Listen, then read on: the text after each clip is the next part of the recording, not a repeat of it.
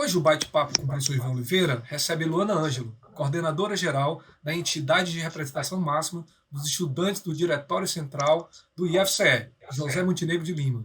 Luana, muito obrigado pelo convite. E hoje é um dia muito especial para você e para mim, já que desde sempre sou um eterno estudante, que hoje a gente comemora, apesar de não ter muita coisa para comemorar diante desse cenário nacional, o Dia do Estudante. E antes de passar a palavra para você, eu queria deixar aqui uma mensagem do que é ser estudante, na percepção de quem ocupa esses dois momentos, um momento na condição de professor e um momento também na condição de estudante. Talvez seja um dos principais papéis que desenvolvemos ao longo da nossa vida. É uma tarefa difícil, de muitas batalhas, esforços para aprender novos conhecimentos, mas principalmente por lutar ao lado dos servidores da educação por melhores condições para nossas escolas, institutos e universidades federais. Que esse papel seja exercido com muito amor, com muita dedicação, e que certamente pessoas como você e todos os camaradas que compõem o movimento estudantil do IFCE e das diversas escolas, universidades, institutos federais continuem lutando arduamente para que essa onda de ataque à educação brasileira não prospere. Feliz Dia do Estudante, especialmente aos alunos e às alunas do IFCE, a quem saldo por meio da nossa coordenadora geral do BCE, Luana Ângelo. Luana, a palavra está com você para fazer as considerações iniciais. Primeiramente, eu que agradeço o convite de poder participar, né, desse bate-papo, né, nesse dia, como você colocou, né, pontuou muito bem, né, uma data do Dia do Estudante, e que é extremamente necessário, né, assim, nós construímos um movimento estudantil que fazemos o Dia do Estudante todo dia, né, na luta e na defesa da educação. Né, em nome do DCE, Diretório Central dos Estudantes do IFCE, também saldo os estudantes por esse dia, né, e dizer que nós estamos aqui na linha de frente da luta pela educação, por uma educação emancipadora, de qualidade e interiorizada. Muito bem, Luana. Parabéns aí pela sua luta, né? A gente vem acompanhando o quão você tem se dedicado, junto com diversos camaradas, né? Ao longo dos 33 campi que nós estamos presentes no Ceará.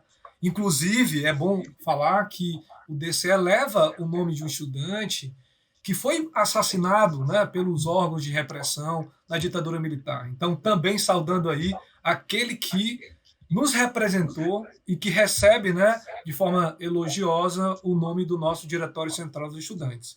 Mas, querida, eu queria que você falasse um pouquinho sobre a sua trajetória, tanto na militância do movimento estudantil dentro do IFCE, mas também outras bandeiras que você tem defendido nos últimos anos. E também falar um pouquinho sobre a sua gestão, né?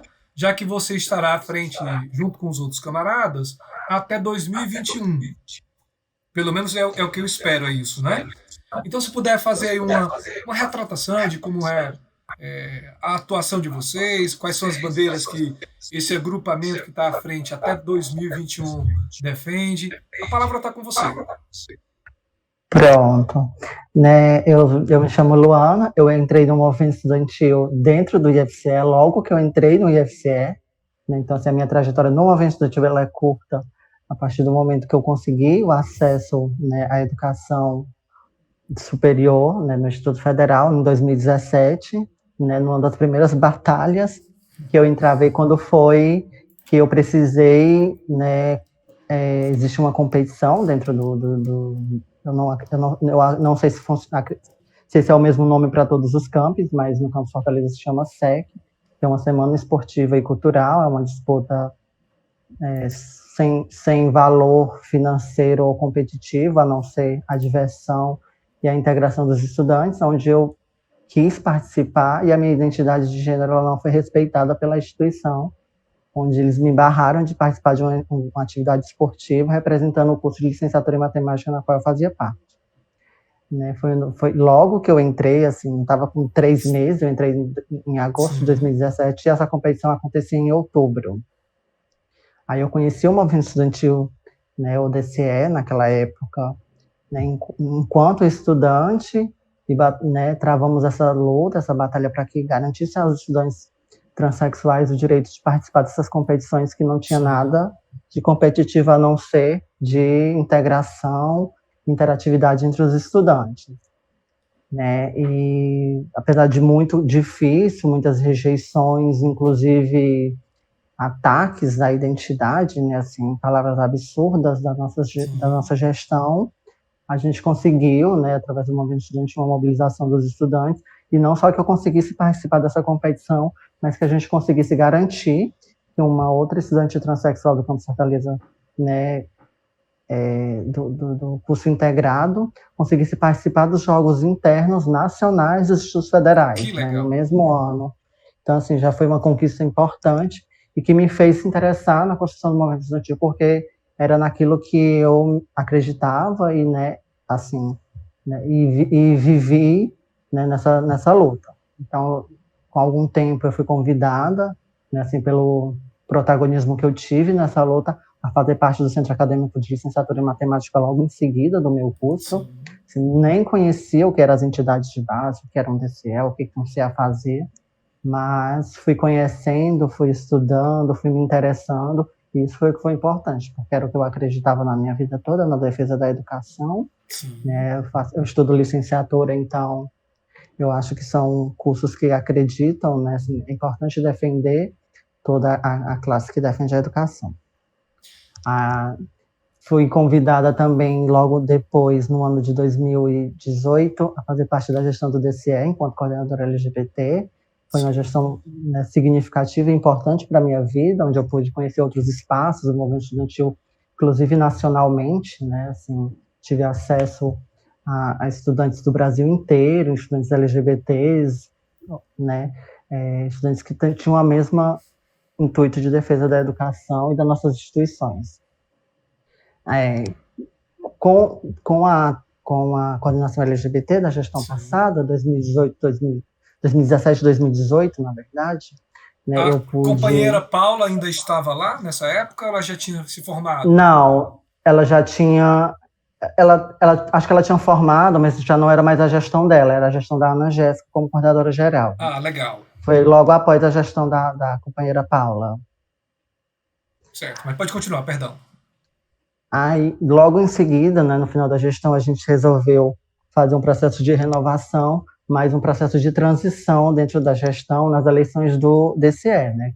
Mantinha alguns estudantes que já estavam na gestão, mas fazia um processo de renovação trazendo novos estudantes para dentro da gestão executiva, onde foi decidido que eu seria a próxima coordenadora geral do DCE, caso a nossa chapa fosse vencedora, e o que ocorreu, né? Vencemos as eleições com mais de 70% dos votos, né? Teve a concorrência, teve uma outra chapa inscrita, e também foi recorde de participação dos estudantes na eleição. Mais de 8 mil estudantes participaram desse processo, e foi outra conquista para o movimento estudantil, né? Fazendo com que a gente se interesse em conhecer quem são seus representantes de fato, né? Então, foi significativo também porque pela primeira vez, né, e eu escutei isso muito durante a eleição, que seria importante a representação de uma travesti à frente do Diretório Central pela primeira vez na história, né, do IFCE. A gente costuma dizer que hoje o nosso reitor ele tem que tratar com a travesti, né, e quando ele negou uma reunião, quando eu estava atrás de conseguir conquistar o direito de participar das competições esportivas, né, então, assim, Hoje, se ele nega uma reunião, fica feio para a reitoria. Sim. Mas no mais foi isso, me encantei com o movimento estudantil. Isso, a eleição foi no ano passado, né, Luana? Foi no ano passado. E a sua gestão iniciou ainda em 2019 ou começou em 2020? A eleição foi em junho de 2019. Certo. E a gente assumiu em agosto de 2019. Legal. Então está completando um ano, né, agora, então? Isso. E vai ser a primeira gestão que fica 2 anos. Né? Eu assumi esse papel. Legal, que legal. Também a gente conseguiu na última assembleia, no último congresso dos estudantes do IFCE, que foi em dezembro de 2018, lá no IFCE Campus Crateus, a ampliação da gestão pela dificuldade de fazer eleições no IFCE devido à interiorização, é um processo longo e demorado. A gente usa o processo de urnas eletrônicas e levar isso para todos os campos é bem complicado, requer uma estrutura. Então, os estudantes decidiram ampliar a gestão para ficar 2 anos para que que esse processo de eleição seja feito da melhor forma possível.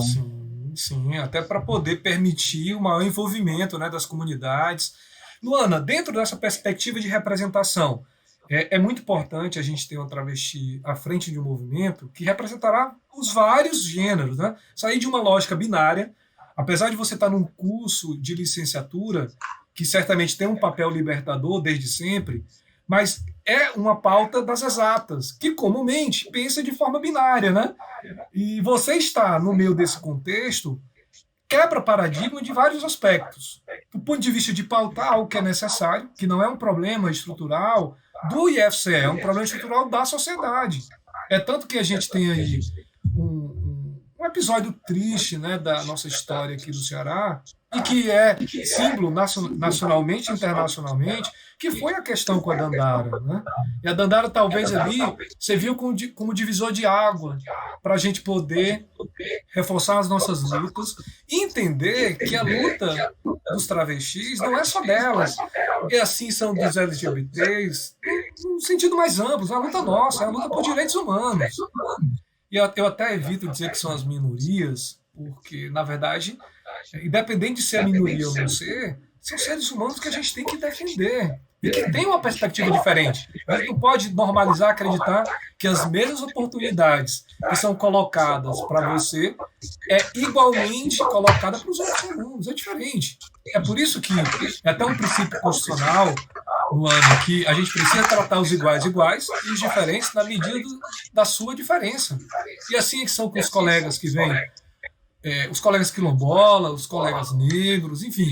Tem que ter uma pauta, eu acho que antes da pauta técnica, que é a pauta humana. A gente entender que o IFCE, a instituição de educação, independente de ser a nossa ou não, tem esse papel de tentar tornar a coisa mais homogênea possível e o acesso igualitário para todos. Né? Mas, querida, vou aproveitar essa temática, tá, para a gente falar sobre dificuldade. Se existe dificuldade na perspectiva de gênero, imagine as outras dificuldades que se acumulam ao longo da nossa história. E uma delas, que foi colocada agora, é o nosso acesso ao ensino superior. Você talvez seja uma privilegiada dentre toda a comunidade dos travestis. Infelizmente, nem todas as travestis, aqui do Ceará e do Brasil, do mundo inteiro, têm as mesmas oportunidades que você está tendo. Acesso ao nível superior não é uma coisa que está universalizada ainda. Tá? E esse ano, nós tivemos um episódio extremamente triste, que foi a pandemia, e a pandemia, que ainda está em curso, nos fez adiar o Enem, mas mesmo assim foi colocado uma data que é vergonhosa. Então eu queria que você falasse um pouquinho com respeito a essa questão da luta que foi travada pelo movimento estudantil, pelo DCE, e a percepção de vocês com respeito a esse Enem que vai acontecer aí em janeiro próximo. Pronto, né, assim, você colocou muito bem, né, assim, ninguém escolheu viver esse período pandêmico, a pandemia veio de uma forma repentina, praticamente a gente dormiu e acordou numa pandemia, onde a pandemia ela também serviu para mostrar, eu não digo nem mostrar, mas expor para o nosso país o quanto o nosso país ele é desigual, enquanto a desigualdade social, né, está implementada na nossa sociedade. Né, e uma forma clara é o acesso à educação, né? Você colocou muito bem o quanto praticamente não existe pessoas transexuais no ensino superior, mas é porque mais de 70% das pessoas trans no Brasil não conclui nenhum ensino básico de educação, não conclui porque na perspectiva de vida delas o ensino superior é inacessível, não é possível, elas não têm perspectiva de vida a não ser seja de sobrevivência através da prostituição ou num salão de cabeleireiro que não precisa de um ensino superior. Então, assim, para que eu vou estudar se eu não vou ter um emprego? Eu não posso sonhar. O que me resta são esses mercados que não precisam de estudo. Né, que, na verdade, é um engano. A gente necessita para tudo na vida, não só para formação profissional, mas para formação humana, né, para a nossa formação. Mas falando especificamente da importância, né, do quanto foi adiar o Enem, mas que a data que foi colocada pelo Ministério da Educação, ainda assim, ela é surreal, desumana, porque eles mesmos fizeram uma enquete, né, com os estudantes que vão fazer o Enem, que escolheram que o Enem que ocorresse em maio, mas ainda assim eles mantiveram a data de janeiro, uma data ainda muito próxima e surreal e que não atende às necessidades das reivindicações de quem pedia, né, o adiamento do Enem.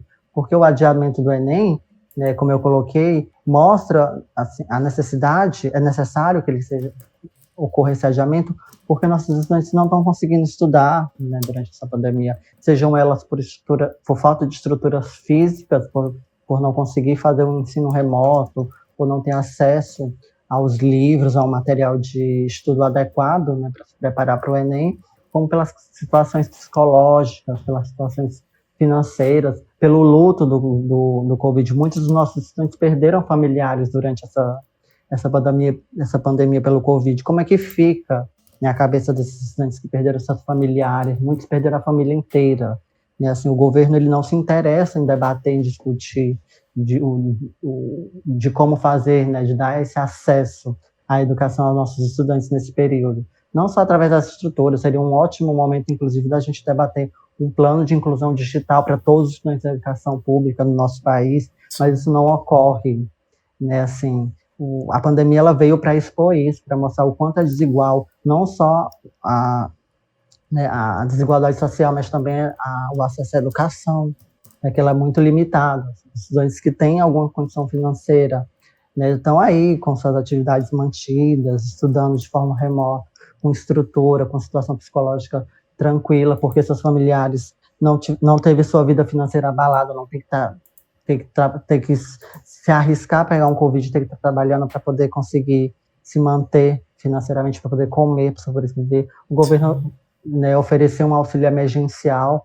e, assim, ainda muito dificultado o acesso. A população tem que estar correndo atrás, muito burocrático esse acesso a esse auxílio emergencial que o governo ofereceu e que é insuficiente, né? Então, assim, adiar o Enem, né, por entender que mais de 50% dos estudantes da zona rural não tem nenhum tipo de acesso à internet, né? Um equipamento adequado de acesso à internet. Né? Assim, entre 4 estudantes no Brasil não tem acesso à internet. Mas esse dado é ainda mais trágico quando a gente vai para as zonas rurais, né? Que é o caso do nosso instituto, que ele é muito interiorizado. Né? Nós estamos em 33 cidades, né, do interior do Ceará, e que mostra, né, o quanto é ineficaz, se não existe, na verdade, do governo federal um plano de inclusão digital, de apoio psicológico, familiar e financeiro para os nossos estudantes, mas eles ainda assim, né, tentam manter a data do Enem, manter o Enem, mesmo em janeiro, ainda é muito prejudicial para os estudantes mais pobres, né, por todos esses motivos que eu já coloquei, né, então, assim, o adiamento ainda para além de janeiro é mais do que necessário. Foi uma dura mobilização dos estudantes, né, para poder conseguir que fosse feito esse adiamento, mas eu acredito que ainda é ineficiente, né, o governo apenas não segurou a pressão, porque se dependesse deles ainda assim seria em novembro, né, o que não ia manter, né, não atenderia também, né? Isso, não atenderia, até porque, né, o Enem, nos últimos anos, ele vem com um grande programa, né, de ajuda aos estudantes de escolas públicas a acessarem o ensino superior. Né? Essa é a única porta, a única possibilidade que os estudantes têm. Quando você é tirado esse seu direito de acesso, né, como que vai ficar? Né? Hoje, as universidades, mais de 50% dos estudantes são de escola pública, são estudantes negros. Né? Então, a ideia, né, eu acho que é retroceder, né, o Enem sendo mantido é um retrocesso a essa inclusão desses estudantes na educação superior. Inclusive, talvez seja a nossa maior política de acesso, né, de universalização de acesso ao ensino superior.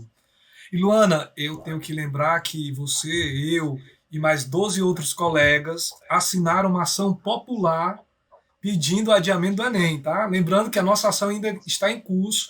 Inclusive, recentemente, diante do não atendimento da enquete que foi organizada pelo próprio Ministério, pedimos que tentasse reavaliar essa questão da antecipação da tutela para ver se jogaria o Enem na data que foi efetivamente escolhida pelos alunos. Tá? Então, assim, agradecer a você pela disposição. não necessariamente na condição de dirigente, porque ali você está na condição de cidadã, né? Colocando seu nome para poder reforçar e subscrever uma ação popular. Então, obrigado por sua disposição, tá? Luana, recentemente, para além das questões do Enem, nós fomos surpreendidos aqui no Ceará com uma centena de denúncias de episódios de assédios que teriam acontecido dentro do Instituto Federal, tá? Eu queria que você comentasse isso. E antes de programar a nossa conversa, eu fiz uma consulta nas mensagens e tudo mais. Eu não vi tantos conteúdos relacionados, por exemplo, aos assédios à comunidade LGBT. Tá? Eu queria que você falasse do ponto de vista dos assédios no sentido amplo, mas também do ponto de vista de gênero mesmo, dos gays, das lésbicas, dos bissexuais, dos travestis, enfim, da comunidade LGBT no sentido geral, tá?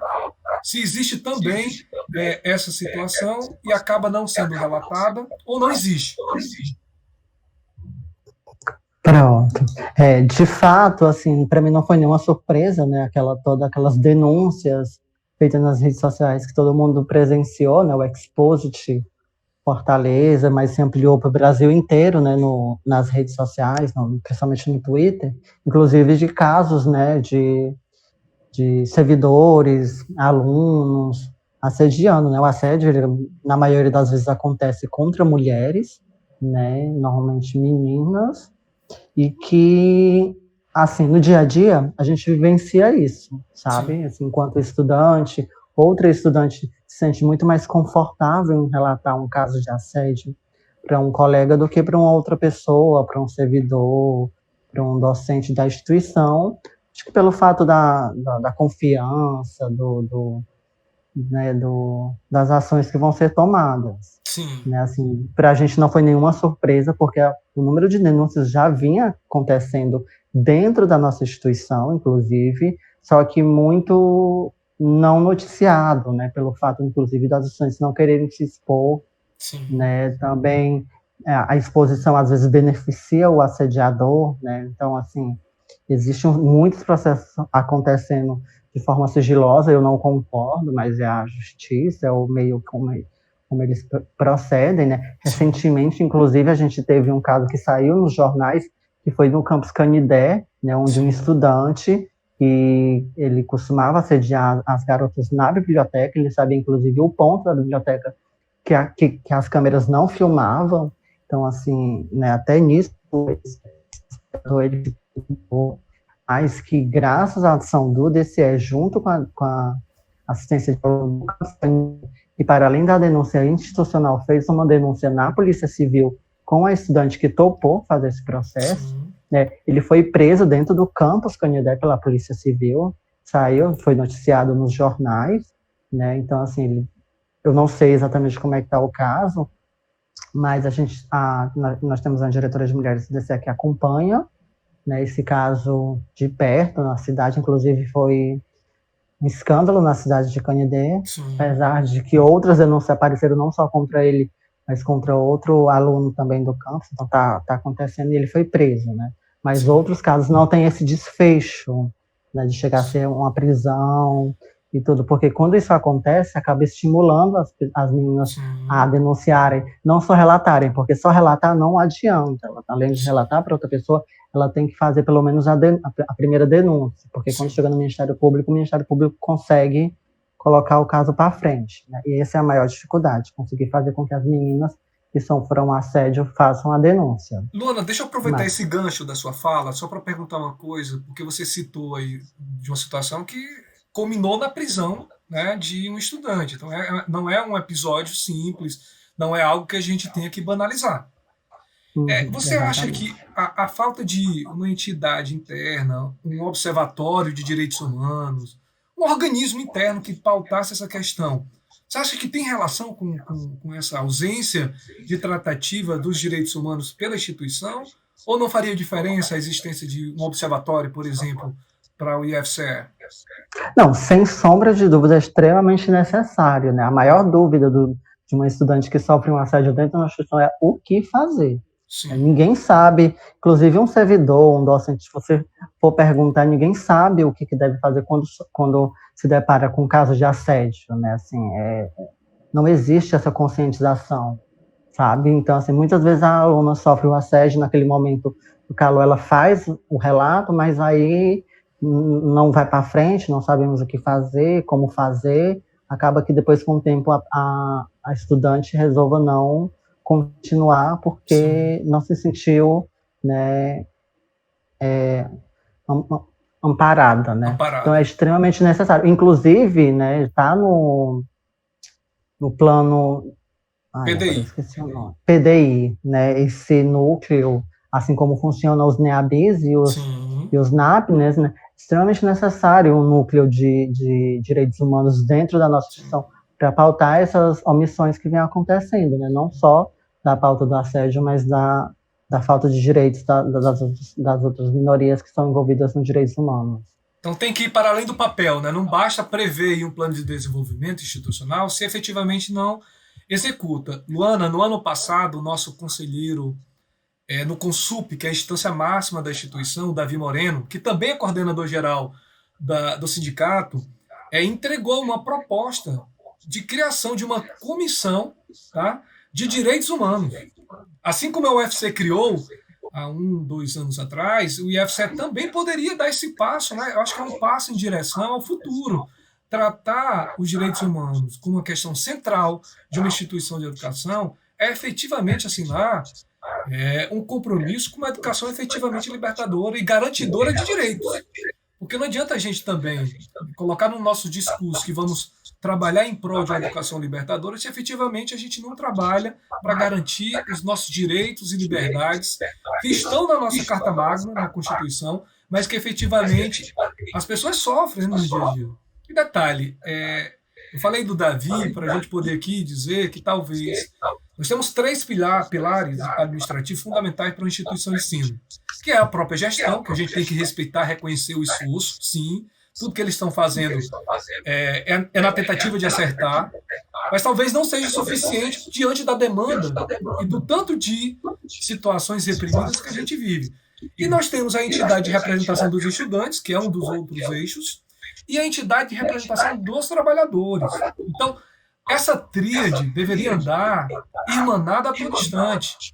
Por exemplo, quando essa situação pandêmica iniciou, deveria ter chamado essas três entidades, mas de forma efetiva. Não era dar uma cadeira ali diante de dezenas de outras pessoas em que até se fazer ser escutado é dificultoso. Porque você está ali, simbolicamente, representando, mas não tem voz. Então acaba, às vezes, sendo para inglês ver. Isso não é crítica pela crítica, tá? Mas é uma reflexão honesta que a gente tem que fazer.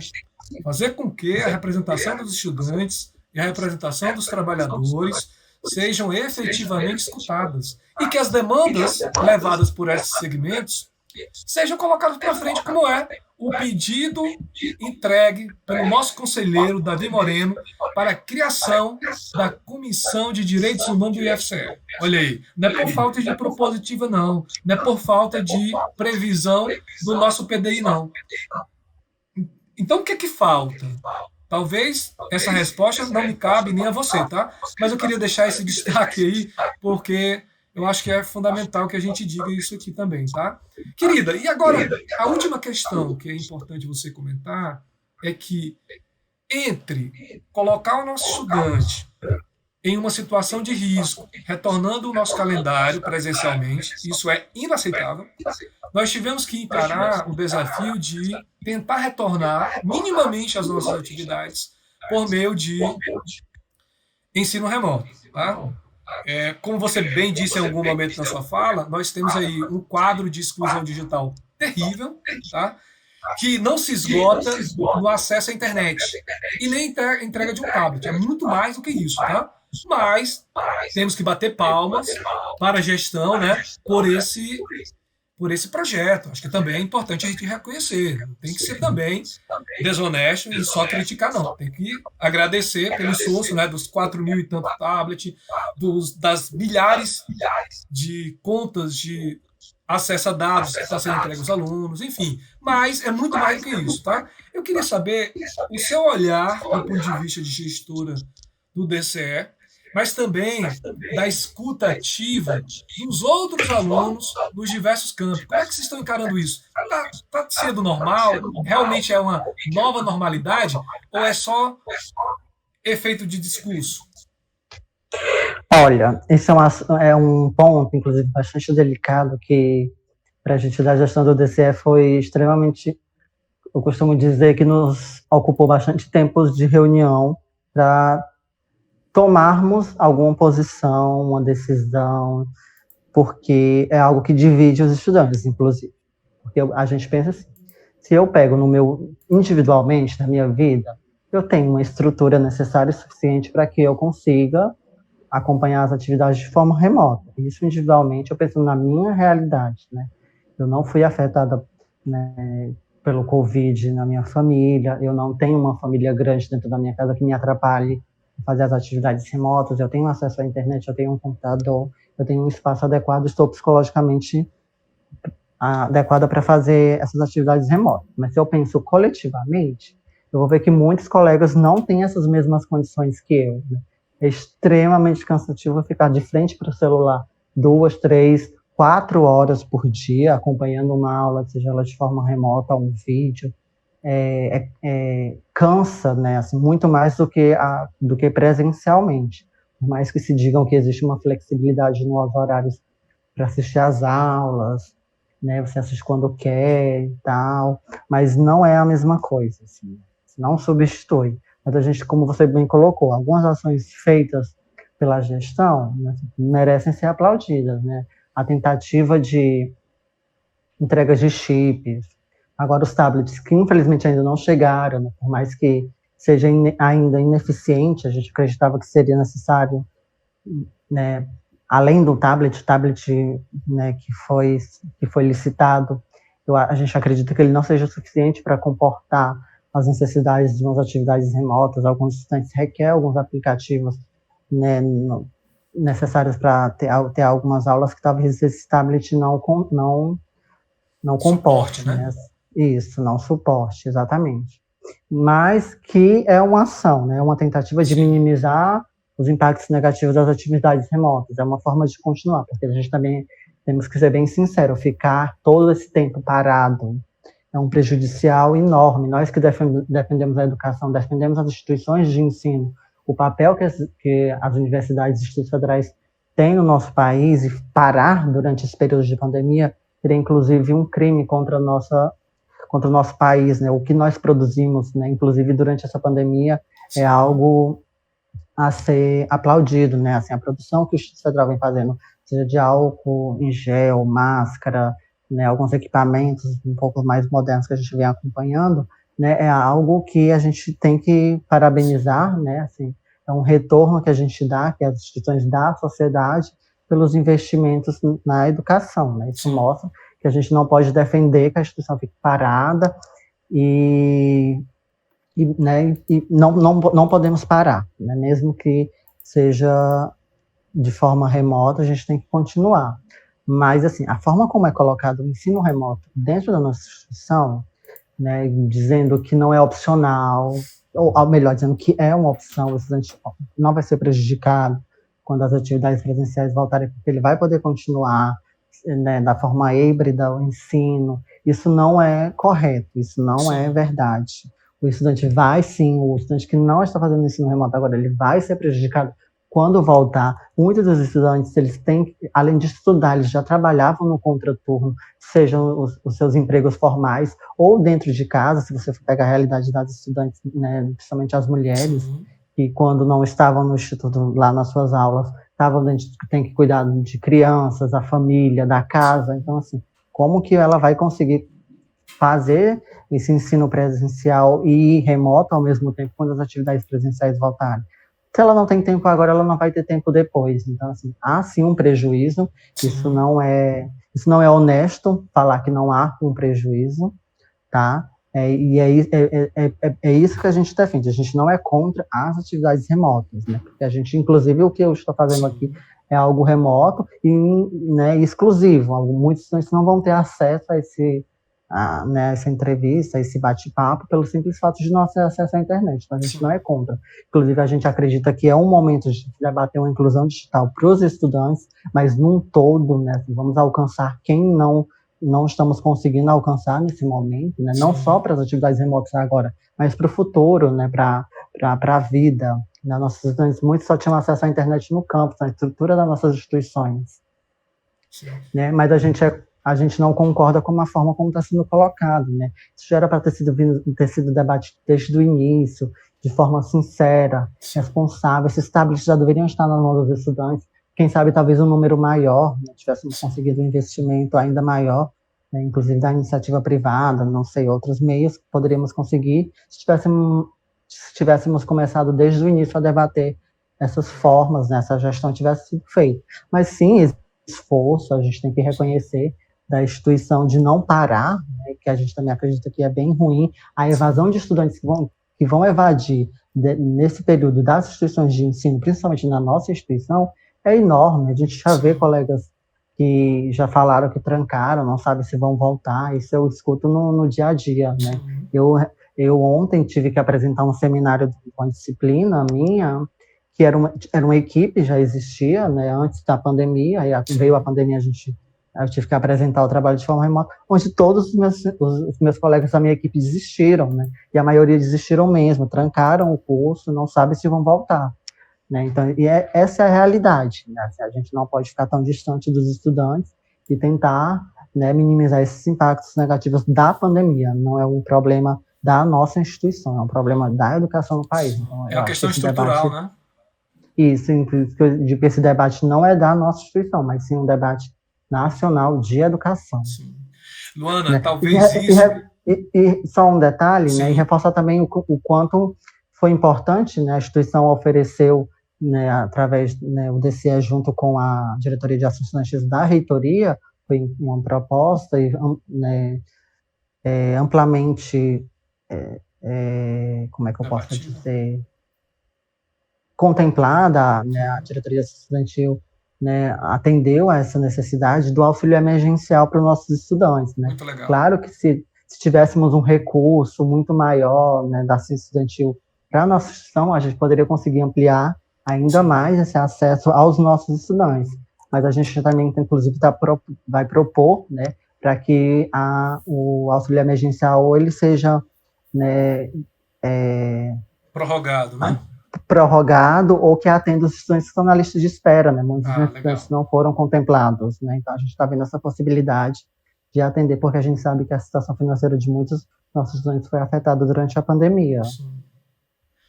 Luana, talvez essa falta de sinergia entre gestão, representação dos estudantes, representação dos trabalhadores e das trabalhadoras, acabe dificultando na antecipação da construção de soluções como são essas, sabe?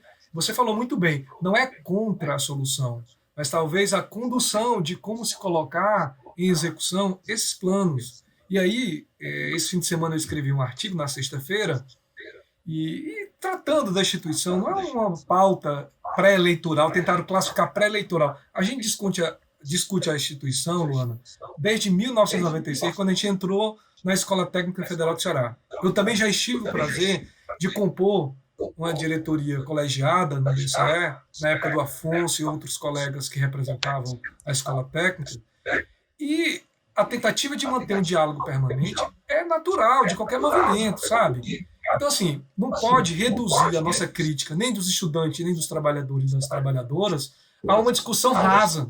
Esse fim de semana a gente teve que conviver com um contraponto, tá? Às críticas que nós fizemos de forma honesta, inclusive num dado momento no texto, eu chamo a atenção para dizer, com todo respeito à gestão que está aí posta, e reconhecendo tudo que eles fizeram, mas tem muita coisa reprimida. Olha, ao longo desses últimos anos, muitas coisas deixaram de ser feitas. Objeto de outra reunião que eu vou ter aqui com os colegas, nós tivemos, por exemplo, projetos de 15 milhões de reais, que eram as bibliotecas em 10 campos, que foram prometidas em 2016, coincidentemente em ano eleitoral. Tivemos a editora do IFCE, que também foi prometida em 2016 e que infelizmente não saiu. O que a gente pede é que um restaurante de estudante não se transforme em uma pauta política, que um bloco didático não se transforme em uma pauta política, que um ginásio poliesportivo não se transforme em uma pauta política, que vagas para doutorado e mestrado não se transformem em pauta política, e que, inclusive, não venha a comprometer o sufrágio institucional. A partir do momento que a gente dá uma vantagem competitiva usando de um recurso que é institucional, que tem que ser executado, é vinculado. É princípio da eficiência, tem que fazer, não pode é, resolver, decidir, devo ou não executar. Não, não. Você é obrigado, você é vinculado a executar o orçamento respeitando os 5 princípios da administração pública: legalidade, impessoalidade, moralidade, publicidade e eficiência. Então, assim, é só para a gente entender esse contexto mais amplo, tá? Mas, querida, eu vou passar para você dar as suas últimas considerações, mas já antecipando a minha felicidade de ter você presente aqui, por tudo que você representa nessa instituição, para além de ser coordenadora geral, mas todos os desafios que você enfrentou para ocupar essa posição de estudante, de licenciatura, LGBT, né, e que mesmo assim ocupa parte da sua vida para defender os direitos, que vai para além dos direitos dos estudantes. Eu passo a palavra para você poder fazer uso aí do encerramento desse bate-papo e que aproveite também para mandar a saudação aos Dias dos Estudantes, aos seus representados. Novamente eu agradeço, né, a oportunidade de poder, né, bater esse bate-papo que é extremamente importante, né? Falamos aqui de assuntos que afetam não só os estudantes do IFCE, mas de toda a educação, né? Eu já agradeci, queria também, para concluir, para finalizar, dizer, né, você tocou inclusive nessa pauta eleitoral, e dizer o quanto é importante. Esse ano é ano de eleição, né, para reitoria e coordenações gerais, né, dos diretores gerais, isso. Diretores gerais dos campings, né, e que é extremamente importante nós, estudantes, participarmos desse processo, né, mas não só participar lá, botando o voto, mas participar da construção, de ouvir as propostas, de colocar propostas, né, participar desse processo como um todo. É um momento único, né, assim, onde vamos escolher a gestão para os próximos 4 anos. A gente vive uma gestão muito tecnicista, né, se a gente quer mudar, se a gente quer dar uma cara mais humana a essa instituição, esse é o momento, inclusive, né, propondo aos candidatos essas pautas e mostrando para eles o quanto ela é importante, a educação, o ensino, a extensão, né, todo esses pilares que contribuem, que constrói a nossa instituição. Sim. Né? Nesse Dia do Estudante, eu quero saudar todos os estudantes, principalmente do Instituto Federal do Ceará, estudantes do interior do estado, né, que são estudantes que são fundamentais. Eu tive o prazer de conhecer praticamente todos os campings do IFCE e vejo o quanto a nossa instituição, esse processo de interiorização, que além de interiorização a gente precisa defender a qualidade do ensino, mas o quanto já vem mudando a vida dos estudantes do interior. Assim, eu sou da capital e eu me impacto muito quando eu chego num campus do interior e vejo os estudantes vindo das áreas rurais, né, assim, dando um retorno, mudando as suas vidas sem precisar, né, sair das suas cidades. Né. Antigamente, os estudantes que vinham, que acessavam o ensino superior, eles precisavam sair do interior para vir estudar na capital. Isso acontecia com os estudantes que tinham acesso financeiro. Né. Hoje, o Instituto Federal, né, vem mudando essa vida dos estudantes. E é por isso que eu defendo a nossa instituição e defendo ainda mais a qualidade desse ensino. Então, em nome de todos, em nome do Diretório Central dos Estudantes, eu saúdo os estudantes nesse Dia do Estudante, né, e desejo muita luta, muita prosperidade na nossa educação, para que a gente não precise estar se desgastando e reivindicando direitos, né. É isso, gente. Muito Luana, obrigado, professor. Muito obrigado, Luana. Inclusive, lembrando que a nossa eleição ela é paritária. Então, o aluno tem o poder de 1/3, os servidores de 1/3, tá? E os técnicos, docentes, de 1/3. Então, é 1/3 docente, 1/3 técnico, 1/3 estudante. Então, faça valer, né, a voz ativa que vocês representam para a gente. Hoje, o bate-papo com o professor Ivan Oliveira recebeu Luana Ângelo, coordenadora-geral da entidade de representação máxima do Instituto Federal do Ceará. Luana, muito obrigado. E em breve eu vou compartilhar com você o vídeo aí no nosso canal e outras mídias sociais que certamente chegarão aos estudantes do IFCE e certamente também aos nossos cearenses que acompanham nossas mídias sociais.